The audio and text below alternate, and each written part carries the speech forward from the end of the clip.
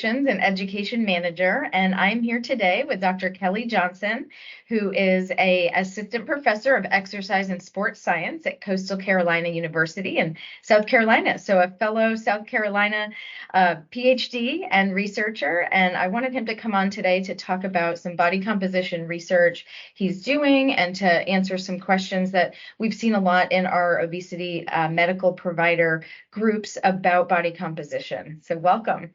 Sure. Thanks so much for having me today. It's a real pleasure. So yeah, a little bit about my background. So yes, I had my PhD is in exercise physiology, more specialized in kind of branched out to telemedicine, health coaching, working with primary care providers, and looking at weight loss, percentage of weight loss, body composition, A1C, and kind of looking at how health coaching can be impactful that providers can utilize in their practice to help with further behavior, lifestyle change outside of doctor visits. And so that's kind of my research line currently. In the past, I've also kind of dabbled in, body composition validation. That was kind of my first love.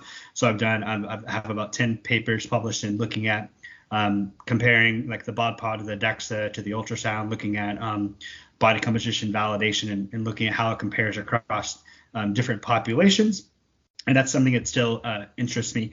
And then currently I'm just about to start a study with obesity medicine providers looking at the body composition changes over time, utilizing the anti-obesity medications and kind of looking at changes over time in muscle mass and fat mass, and in addition to percentage of weight loss.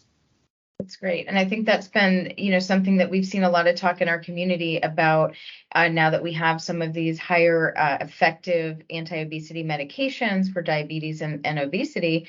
We are hearing people talk about, some of the body composition changes. So yeah, would you share a little bit about, what kind of you're seeing from that perspective from the providers? What are we looking at? I know lean muscle is the concern, but we also know that everybody's not measuring that. We're sort of taking some leaps to say, yes, we care about this, but are we necessarily all measuring it? Yeah, that's a great question. I think there was, there's been multiple Twitter posts on this. Obviously it's an important, it's an important topic, and obviously definitely needs to be addressed and looked at. If you look at the clinical trials using, Ozempic, Wegovy, I mean, those trials typically, if you look at the body composition changes, right, you look at lean muscle mass loss, it's typically around maybe 25 to 35% of muscle loss. Now, I think that's so variable. It also depends on what method you're kind of utilizing. There's only been like maybe 2 studies that's look at this. So, I think there's a lot out there as far as, from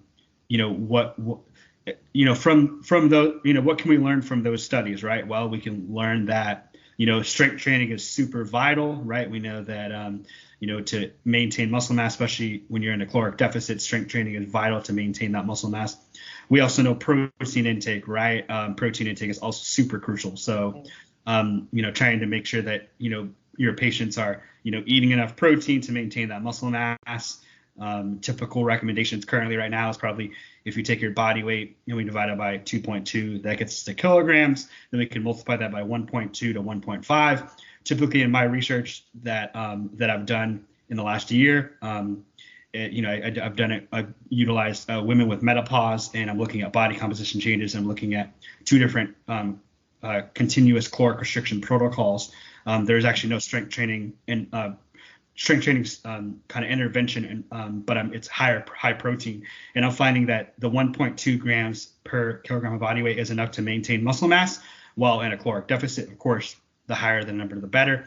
But, typically when you switch from someone's doing a low protein to a high protein, right, they start experiencing some symptoms such as constipation. That's a common one.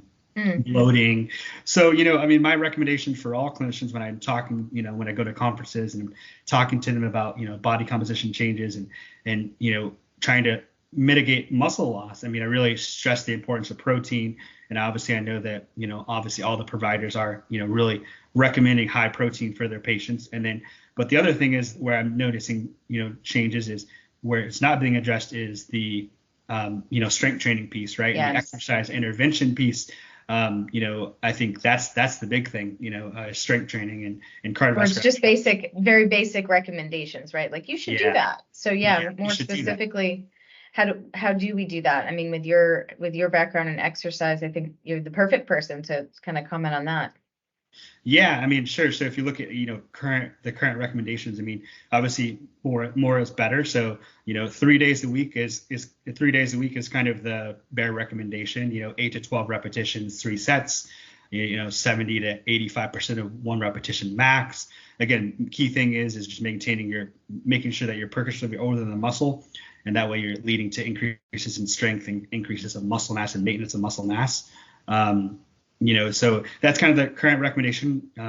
It's probably 3 days a week at least. If you look at so that would be good so that's what I would suggest for, if you're on a anti-obesity medication, then recommending, the high protein strength training 3 days per week.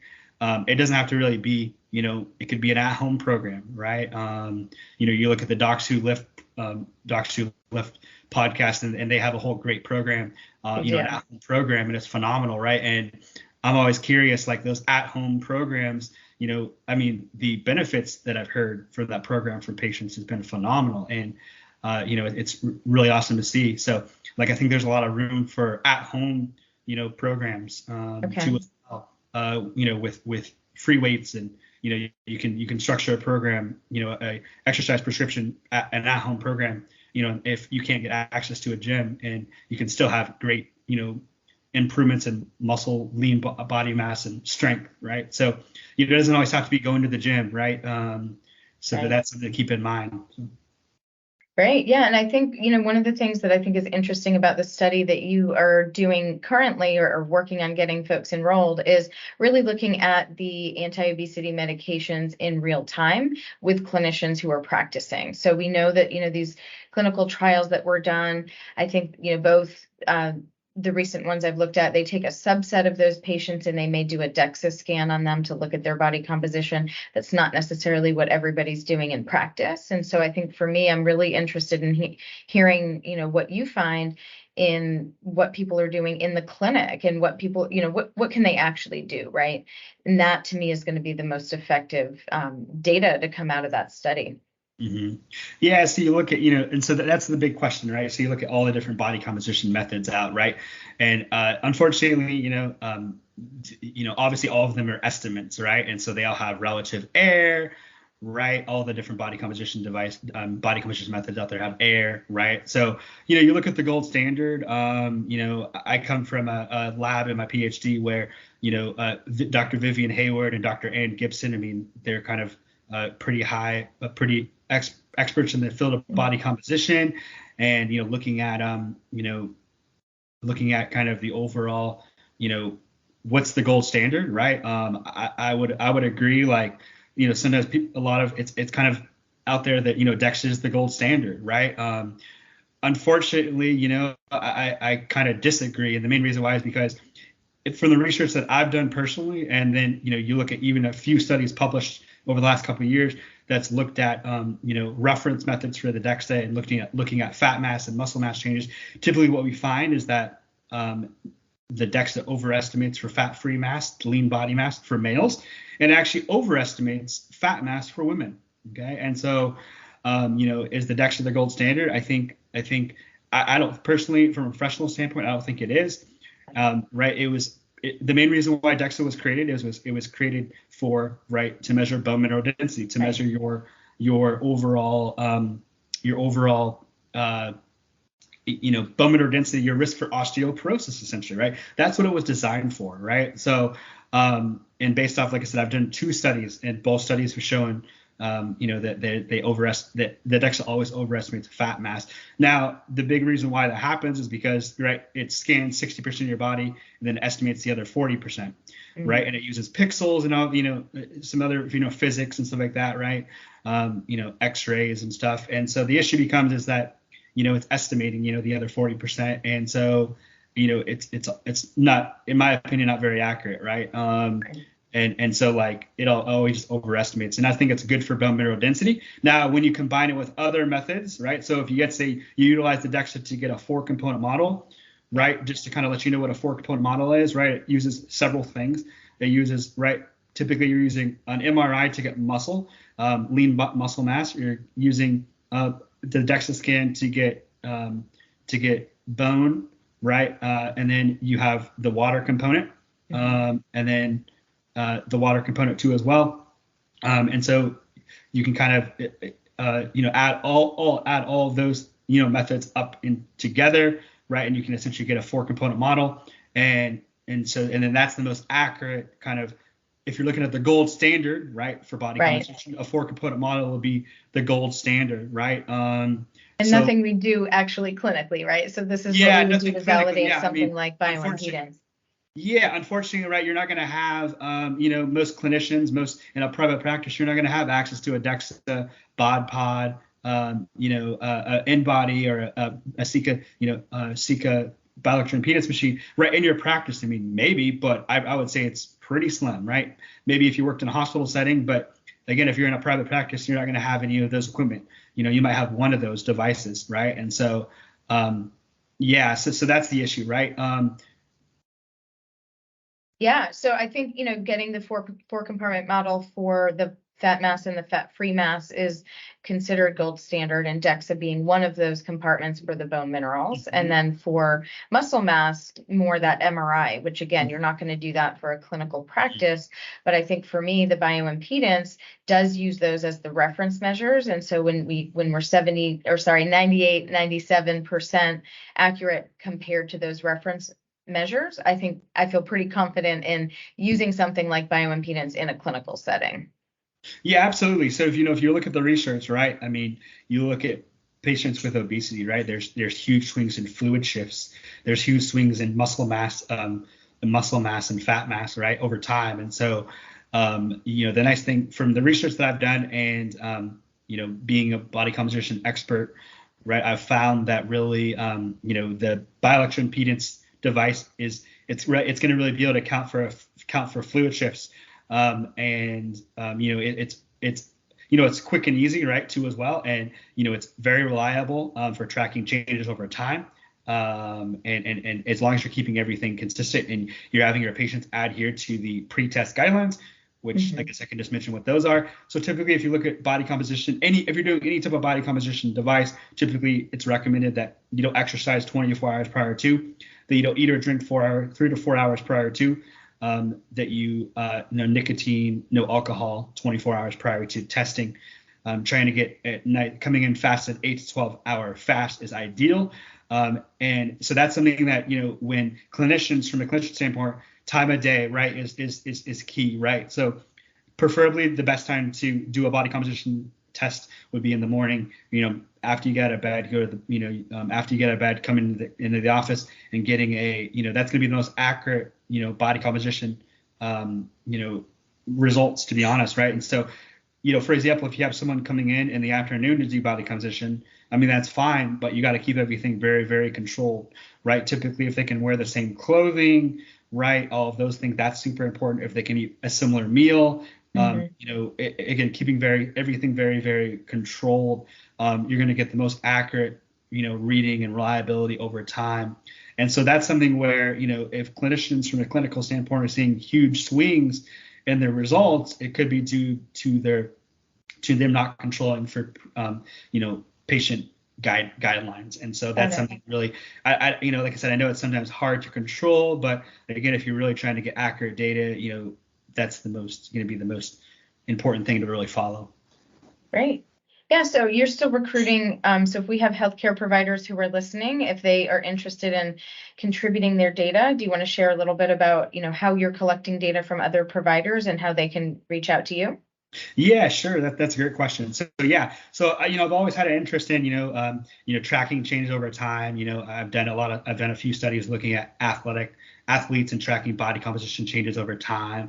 And so obviously, I've gotten more into the clinical realm of things now. And, I really want to kind of dive deep, right? Weight on the scale, doesn't really tell you always everything, right? And, a lot of patients utilize, weight on the scale is a measurement. And that's fine and dandy. However, it doesn't really tell you, if someone didn't lose weight okay, that's okay, but what was their changes in composition? Are they seeing their clothes fit better, right? Are they having increases in confidence? And so that's something. So I guess I've gotten more interested in this, especially with all of the all the talk in the media, right? And how how they're saying there's terms out there saying 40%, 50% of muscle loss, which I mean that's to make those claims, it's sort of I don't know. I mean, do we have data to support that?